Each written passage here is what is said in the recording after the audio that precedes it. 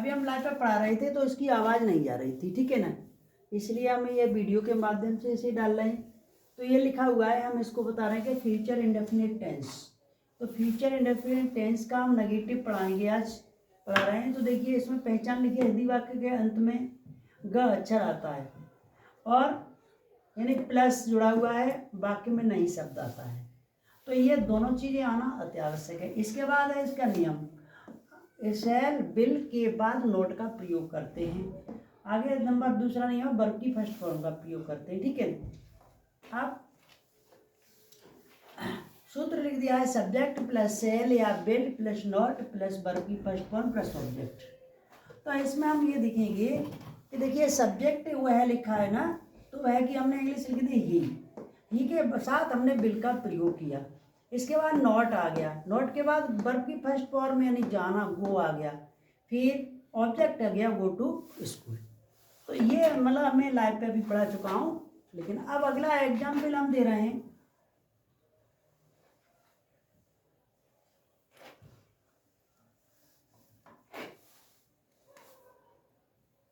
अगला एग्जाम्पल है,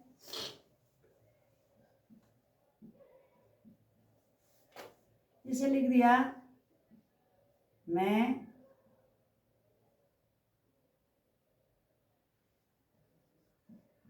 खाना नहीं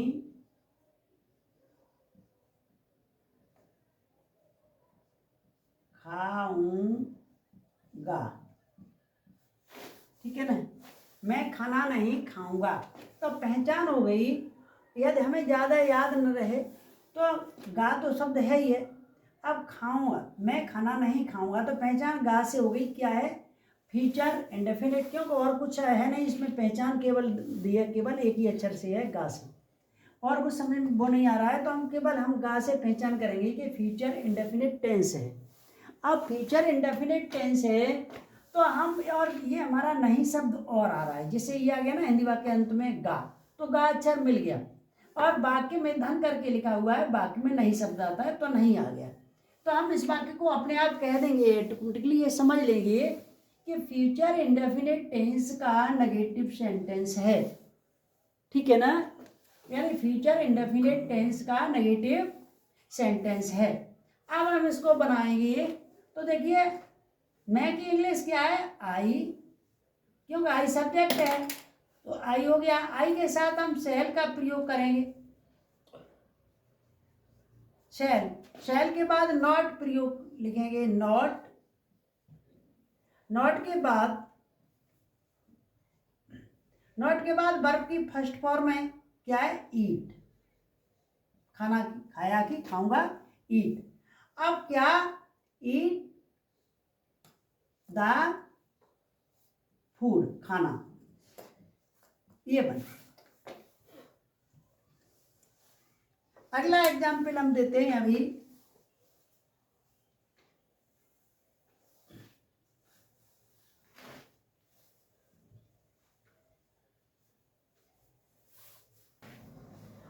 एक तरफ हम इधर लिख लेंगे, देखिए यहाँ रहेगा हमारा फ्यूचर इंडेफिनिट, इंडेफिनिट एफर्मेटिव, ये तो दोनों में ही है, ठीक है ना।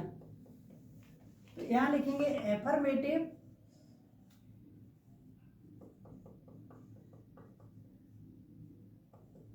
और यहाँ लिखेंगे नेगेटिव, नेगेटिव सेंटेंस। सूत्र है इसका, देखिए सब्जेक्ट प्लस शैल या बिल प्लस वर्ब की फर्स्ट फॉर्म और प्लस ऑब्जेक्ट, और इसका सूत्र है सब्जेक्ट प्लस शैल या bill plus not plus verb की फर्स्ट फॉर्म और प्लस ऑब्जेक्ट, ये केवल है।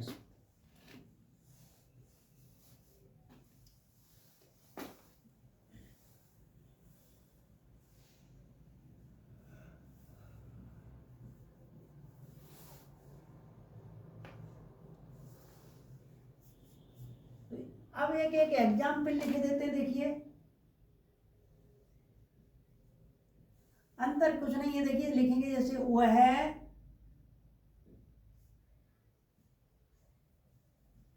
स्कूल जाएगा, है ना। और इसमें क्या होगा, नेगेटिव है तो ये हो जाएगा वह स्कूल नहीं जाएगा, है ना। देखिए कोई खास अंतर नहीं है, लेकिन इसमें क्या है, ये एफर्मेटिव है और ये नेगेटिव। एफर्मेटिव कहते हैं जिसको स्वीकृति मिलती है, और नेगेटिव कहते हैं नकारात्मक, इनमें जाने कार्य करने की अनुमति नहीं मिलती है। तो जैसे वह स्कूल जाएगा तो हम इस सूत्र के अनुसार चलेंगे। तो देखो वह की इंग्लिश क्या है, ही के बाद अब ही में सेल या बिल एक चीज आनी है, तो आई बी के साथ सेल, अन्य कर्ताओं के साथ बिल। तो यहाँ हम बिल का प्रयोग करेंगे,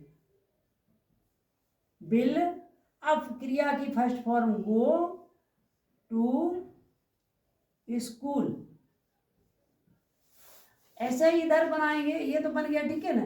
अब इसको बनाएंगे वह स्कूल नहीं जाएगा, तो वह की इंग्लिश ही के साथ बिल, बिल के बाद नॉट, नॉट के बाद क्रिया की first form go to school. तो ये अंतर है, ठीक है ना। दोनों सेंटेंसों में समझने के लिए केवल अंतर है कि हम एफर्मेटिव में क्या चीज़ है और नेगेटिव में क्या होती है। हम कभी कभी ये भ्रम कर जाते हैं, कोई भी बच्चा होता है वो भ्रम कर जाता है छत के, ये सोचता है कि ये सेंटेंस कैसे, समझ में नहीं आ रहा कि हम सेंटेंस को कैसे पहचान पा रहे हैं। हमें ये तो मालूम पड़ गया कि गा शब्द है तो फ्यूचर का है, लेकिन हम बनाने में बड़ा दिक्कत हो रही है। लेकिन यहाँ से कतई समझ डरने की जरूरत नहीं है, क्योंकि इसमें केवल हमने अंतर दे दिया। इसमें अंतर दोनों में समझा रहे हैं। वह स्कूल जाएगा और इसमें ये तुम्हारा एफर्मेटिव हो गया, और इसमें वह स्कूल नहीं जाएगा। तो केवल नहीं शब्द से ही तो पहचान हुई कि ये नेगेटिव है ना। तो नेगेटिव है तो ये नेगेटिव का सूत्र हमको याद करना है। तो अब बिल्कुल कुछ नहीं करना। देखिए सब्जेक्ट हमने वह की इंग्लिश ही लग दी, इसके बाद ही के साथ हम सेल या बिल, तो हमने ये पहले ही लिखा दिया है फर्स्ट नंबर पर नोट करके कि आई बी के साथ सेल, अन्य कर्ताओं के साथ बिल का प्रयोग करते हैं। तो ये बिल आ गया हमारा। बिल के बाद नॉट देखिए आ गया। नॉट के बाद क्रिया की फर्स्ट फॉर्म जाएगा, जाना की क्या है, गो, तो गो फर्स्ट फॉर्म हो गया। अब ऑब्जेक्ट तो गो टू स्कूल, यानी पूरा बिल्कुल क्लियर हो गया। इसमें नहीं था, नहीं लिखा तो इसमें नहीं की अंग्रेजी नहीं लगी थी। इसमें लिखा था ही, वह की इंग्लिश ही, फिर ही के साथ बिल, क्रिया की first form go, object go to school. कोई अंतर नहीं, ये केवल अंतर है नेगेटिव का कि इसमें नकारात्मक है, ये स्वीकृति इसमें मिल रही है। इसमें कार्य करने की स्वीकृति है, इसमें कार्य करने की स्वीकृति नहीं मिल रही। अंतर केवल इतना है।